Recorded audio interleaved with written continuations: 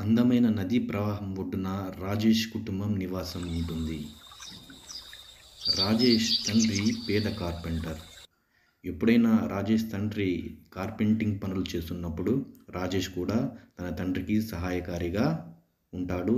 తన నాన్న చేస్తున్న పనులను పరిశీలిస్తూ ఉంటాడు. రాజేష్ తరగతి గదిలో అంత చలాకీగా ఉండేవాడు కాదు. విద్య విషయంలో వెనుకబడి ఉండేవాడు.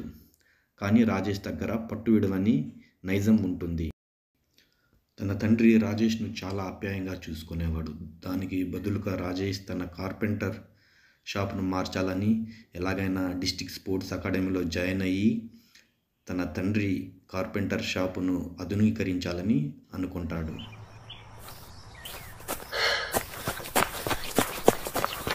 రోజు ఉదయం లేవగానే తన పరుగు సాధనను ప్రారంభిస్తాడు. అలా పరుగు సాధన చేస్తూ అడవిలోనూ రమణీయమైన ప్రకృతిలోనూ కూడా తన సాధనను కొనసాగిస్తూ ఉంటాడు.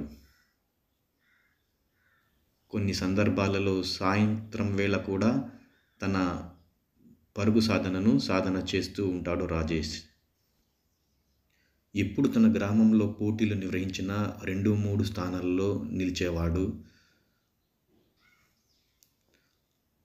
తన ఓటమిని ఆసరాగా తీసుకొని స్నేహితులు, నువ్వు పరుగు పందెంకి పనికిరావు, సమయం వృధా చేసుకోకు అని హేళనగా మాట్లాడతారు. అయినా రాజేష్ వినకుండా తన లక్ష్యం స్పోర్ట్స్ అకాడమీలో సెలెక్ట్ అవ్వడం, దాని గురించే కలలుగంటూ ఉంటాడు. పట్టు విడవకుండా సాధన చేస్తూ ఉంటాడు. అలా సాధన చేసే క్రమంలో ఒకరోజు వర్షంలో పరిగెడుతూ ఉంటే బురదలో కాలు జారి నీటిలో కొట్టుకుపోయే ప్రమాదం నుండి కూడా తప్పించుకుంటాడు. అలా కష్టపడుతూ తన దురదృష్టాన్ని తానే శంకించుకుంటూ, నేను ఎన్నిసార్లు ప్రయత్నం చేసినా ఇలా జరుగుతుంది, ఒకవేళ నా స్నేహితులు చెప్పింది నిజమేనేమో అని తలుచుకుంటూ తను బాధలో, దుఃఖంలో నడుస్తూ ఒక చెట్టు కింద కూర్చొని ఆవేదన వ్యక్తపరుస్తూ ఉంటాడు.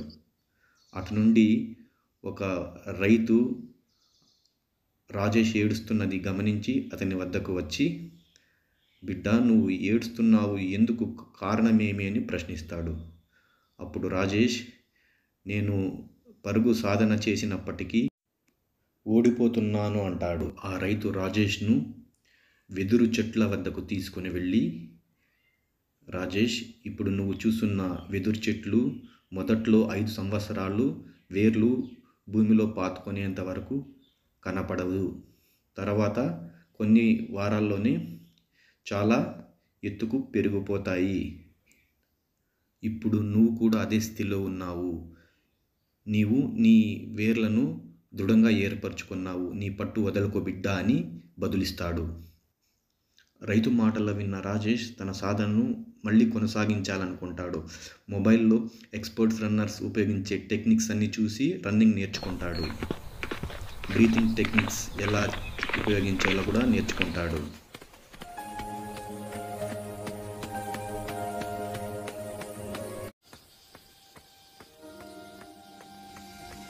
అలా సాధన చేస్తూ చివరకు తను పరుగు పందెంలో పాల్గొనే సమయం వచ్చేస్తుంది.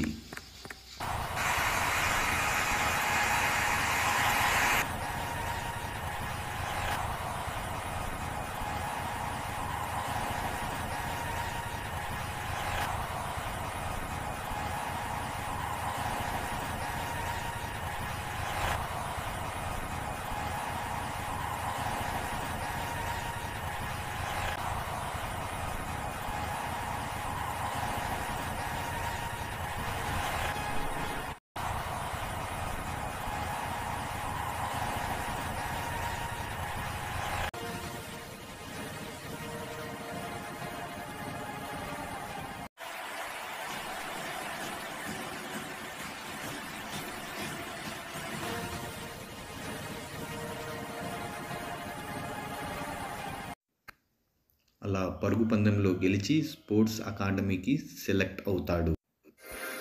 తరువాత తనకు మార్గనిర్దేశం చేసిన రైతును కలుస్తాడు. మీరు లేకుంటే నాకు విజయం దక్కేది కాదని ఆ రైతుతో రాజేష్ చెబుతాడు. పెద్ద లక్ష్యం సాధించడానికి కాస్త సమయం పడుతుంది బిడ్డ అని రైతు బదులిస్తాడు.